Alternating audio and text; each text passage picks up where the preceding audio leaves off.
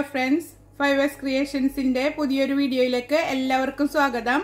Innu njan fruit custard inde recipe aayittan vandirikkunnathu. Idine നമ്മുടെ കയ്യിലുള്ള ഏത് ഫ്രൂട്ട് വെച്ചിട്ട് ഇത് ചെയ്തെടുക്കാവുന്നതാണ്. അപ്പോൾ ഇത് എങ്ങനെ തയ്യാറാക്കുന്നതെന്ന് നോക്കാം. അതിനു മുമ്പ് എൻ്റെ ചാനൽ ആദ്യമായിട്ടാണ് കാണുന്നുണ്ടെങ്കിൽ നിങ്ങൾക്ക് ഇഷ്ടപ്പെടുകയാണെങ്കിൽ സബ്സ്ക്രൈബ് ചെയ്യാനും ലൈക്ക് ചെയ്യാനും മറക്കരുത്.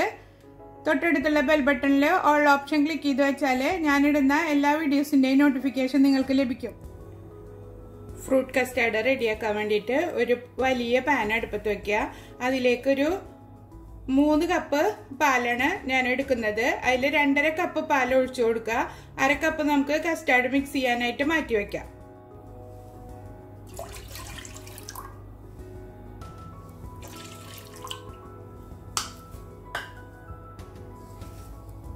പാല് നന്നായിട്ട് തിളപ്പിച്ചെടുക്കാം.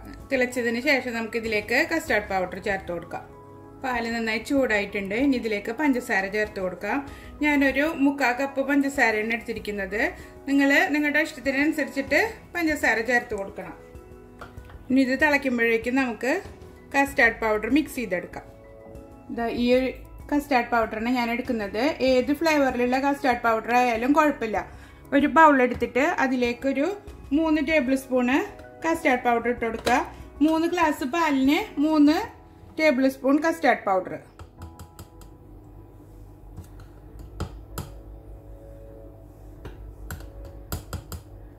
അതിലേക്ക് 1/2 കപ്പ് പാൽ ഒഴിച്ചു കൊടുക്കുക. എന്നിട്ട് ഒട്ടും കട്ടയില്ലാതെ മിക്സ് ചെയ്തെടുക്കാം. ഒട്ടും കട്ടയില്ലാതെ കലക്കി വെച്ചിട്ടുണ്ട്. ഇനി നമുക്ക് പാല് തിളച്ചതിന് ശേഷം ഇത് അതിലേക്ക് മിക്സ് ചെയ്ത് കൊടുക്കാം. പാല് തിളച്ച് വന്നിട്ടുണ്ട്.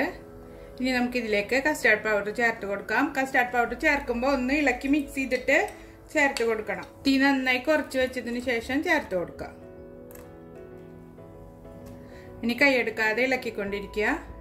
പെട്ടെന്ന് തന്നെ കുറുകി വരും. ഒരു 2-3 മിനിറ്റ് ഇതിലിട്ടിട്ട് ഒന്ന് കുറുക്കിയെടുക്കാം. വേണ്ട, നന്നായി തിക്കായി വന്നു തുടങ്ങിയിട്ടുണ്ട്. മധുരം നോക്കണം. മധുരം ഇല്ലാന്നുണ്ടെങ്കിൽ ചേർത്ത് കൊടുക്കണം. ഈ ഒരു സ്റ്റേജിൽ ചേർത്ത് കൊടുത്താൽ മതി. ഇനി നമുക്കിതിലേക്ക് 1 ടീസ്പൂണ് വാനില എസൻസ് ഒഴിച്ചു കൊടുക്കാം. നിങ്ങൾക്ക് ഇത്ര കുറുക്കം വേണ്ടാന്നുണ്ടെങ്കിൽ 2.5 ടേബിൾ സ്പൂണ് കസ്റ്റാർഡ് പൗഡർ ചേർത്ത് കൊടുത്താൽ മതി. ഇതപ്പോൾ നന്നായി കുക്കായി വന്നിട്ടുണ്ട്. ഇനി നമുക്ക് തീ നിർത്തി കൊടുക്കാം. എന്നിട്ട് നന്നായി തണുത്തതിന് ശേഷം ഇതിലേക്ക് ഫ്രൂട്ട്സ് മിക്സ് ചെയ്ത് കൊടുക്കാം. ഞാനിപ്പോൾ ഇവിടെ കുറച്ച് ഫ്രൂട്ട്സ് കട്ട് ചെയ്ത് വെച്ചിട്ടുണ്ട്. 1 ആപ്പിള്, 1 പേരയ്ക്ക, 1 പഴം, 1/4 കപ്പ് അനാറ്, കുറച്ച് മുന്തിരി. കുരുവില്ലാത്ത ചെറിയ മുന്തിരിയാണ് എടുത്തിരിക്കുന്നത്. അതുകൊണ്ട് ഞാൻ കട്ട് ചെയ്തിട്ടില്ല. അങ്ങനെ തന്നെയാണ് ഇട്ട് കൊടുക്കുന്നത്. ഫ്രൂട്ട്സ് ഒക്കെ നമ്മുടെ ഇഷ്ടത്തിനനുസരിച്ചിട്ട് കൂട്ടിയും കുറച്ചൊക്കെ എടുക്കാം. നമ്മുടെ കയ്യിൽ ഏതുള്ളതെന്ന് വെച്ചാൽ അത് വെച്ചിട്ട് ചെയ്യാവുന്നതാണ്. കസ്റ്റാർഡ് ഞാൻ ചൂടാറാൻ വേണ്ടിയിട്ട് ഒരു വലിയ ബൗളിലേക്ക് മാറ്റി വെച്ചിരുന്നു. ഈ ഒരു തിക്നെസ്സിലാണ് ഇപ്പോൾ ഇരിക്കുന്നത്. ഇനി ഇതിലേക്ക് ഒരു 3 ടേബിൾ സ്പൂണ് ഫ്രഷ് ക്രീം ചേർത്ത് കൊടുക്കുക. ഇത് ഓപ്ഷനിലാണ്. നിങ്ങൾക്ക് ഇഷ്ടമുണ്ടെങ്കിൽ ചേർത്താൽ മതി. ഞാനതൊരു ബൗളിലേക്ക് എടുത്തിട്ട് ബീറ്റ് ചെയ്തിട്ട് എടുത്തിട്ടുണ്ട്. ചേർത്ത് നന്നായി മിക്സ് ചെയ്ത് കൊടുക്കുക. ക്രീം നന്നായി മിക്സ് ചെയ്തെടുത്തിട്ടുണ്ട്. ഇനി നമുക്ക് ഫ്രൂട്ട്സുകൾ ചേർത്ത് കൊടുക്കാം. ആപ്പിള്, പേരയ്ക്ക, മുന്തിരി, പഴം എല്ലാം ചേർത്ത് നന്നായി മിക്സ് ചെയ്തെടുക്കുക. ഇനി അനാർ ചേർത്ത് കൊടുക്കാം.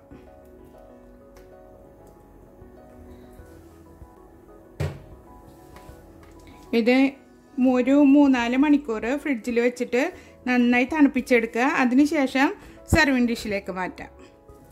നന്നായി മിക്സ് ചെയ്തെടുത്തിട്ടുണ്ട്. ഇനി നമുക്കൊരു ക്ലിം റാപ്പ് വെച്ചിട്ട് അത് കവർ ചെയ്ത് കൊടുക്കാം.